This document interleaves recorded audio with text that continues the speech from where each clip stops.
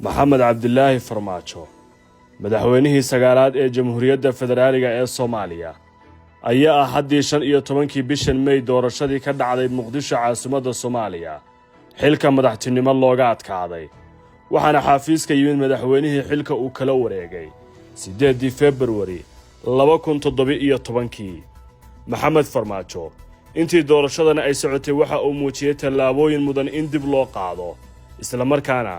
dhammaan dhinacyada siyaasadda ee Soomaalidu ay qiimeeyaan waxaan ka soo qaadanaynaa 3 ka mid ah kuwii ugu mudnaa ee ololaha ku soo galay kuwaas oo dhammaantood ku guuleystay hase haatee aanu horseedin guul uu ku kasbado codka xildhibaanada 329 mudane baarlamaan dad badan waxa ay qabaan haddii doorashada farmaajo samayn lahaa hal arrin uu heli karayo codadka xildhibaanada balse samaynta ficilkaas ayaa hoos u dhigi lahayd waxqabadkiisa 5 sano ee la soo dhaafay iyo mustaqbalkiisa siyaasadeed labadaba 3 tallaabo ee uu ku adkaysay farmaajo inuusan habeenka doorashada lumin saacad gudaheedna uusan safka la soo galin badan madaxdii dalka soo martay ayaa muujinaysa sidii maxamed cabdilaahi u yahay madaxweyne hal adag oo ilaashaday sharaf aan madaxtinimadu goynayn 3 dhacdo oo siyaasiyiinta mucaaradka ku ahayd wax si weyn dhammaan dhinacyadu ay isu weydiinayaan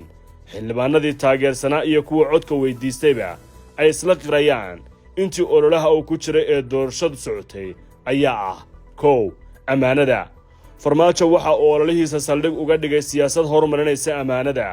ka badbaadinaysa gacmo leexsan hantida dadweynaha aan loogu adeegin shakhsiyaad gacmahoodu aysan nadiif ahayn farmaajo intii uu la kulmayay xildhibaanada waxa uu furan ugu sheegay in intuu xafiiska joogay uusan lunsan hanti dadweyne saaxiibadiisii aysan ka tabcan maal sidoo kale si ka duwan musharaxiinta kale uga leexday inuu codka ku iibsado lacag labadan xaqiijimoodba waxa ay daliil u yihiin sida farmaajo uusan u ahayn madaxweyne tabcanaya hanti waxaanu horseed u noqday Soomaaliya ka caagan musuq madaxdeeduna nadiif ka yihiin isdabamarin iyo laaluush farmaajo hadda fiila Soomaaliya banaynaya waxa la filayaa in guri uusan lahayn oo kira ah uu ka daga caasimadda Soomaaliya Muqdisho halka qayb ka mid ah madaxdii 10 bilood ee la soo dhaafay xafiiska dalka ugu sarreeya jooga ay gateen guryo malaayiin dollar ku kacaya 2 amniga dalka haddii uu jiro wax mudan oo farmaajo ka qaban karo Soomaaliya waa isku filnaansho amni oo dalku gaaro taasi waxay u baahan tahay in la dhiso ciidan qaran oo tayadooda kor loo qaado mashruuca dhismaha qaranku ciidanku waa aragtida koobaad ee uu leeyahay farmaajo intii uu xafiiska joogay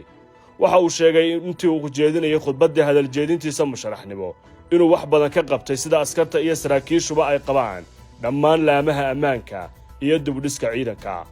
ololihiisa waxa uu ku galay in la joogteeyo isbedel doonka socda bixinta qarashaadka ciidamada dibudhiskooda xildhibaano aad u daneynaya dhisitaanka ciidanku waxa ay sheegeen in aragtida dhismaha ciidanka qaran ay mudnayd in lagu abaalmariyo farmaajo balse mar kale tartanka oo adkaa ay keentay in aragtida la qiimeyn 3 siyaasadda arrimaha dibadda ee dalka waxa ay lahayd aragti ku dhisan tayada ayaa koow ah mudnaanta waxa la siiyay Soomaaliya oo aan lagu soo faragelin danteeda cadaadisna lagu saarinay fuliso dan dalal kale waa qodobka 3aad ee uu farmaajo ku galay ololihiisa xiisadda khaliijka ayaa ka mid ahayd xiisadda sida weyn dhammaan dhinacyada siyaasadda ee Soomaalidu ay u kala irdhoobeen dowlad goboleedyaduna ay isku dayeen inay la saftaan qayb ka mid ah dalalkii ishayay oo ugu dambeyn heshiiyay farmaajo qodobkan ololihiisa 3aad ayuu ku galay inkastoo ay badi qirayaan xildhibaano kala duwan in jiritaanka farmaajo uusan lacag cod ku bedelan haddana isweydiinta ayaa ah sidee farmaajo ku helay 110 cod tiyo wareeg kasta uu codad u kordhayay haddii uusan bixin dhaqaale ay bixiyaan dhammaan musharaxiinta kale dib ayaynu eegi doonaa lacagta lagu bixiyay doorashada su'aasha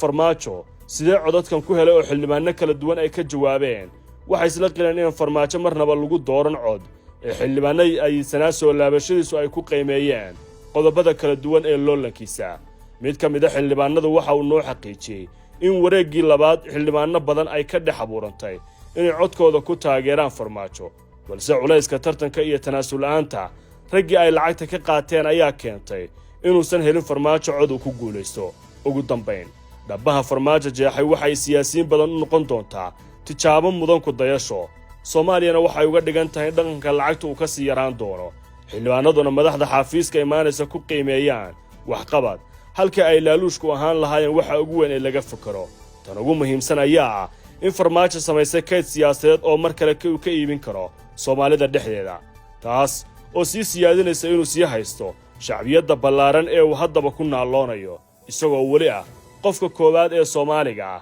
ee ugu taageero badan xagga siyaasadda marka laga hadlayo bulshada dhexdeeda.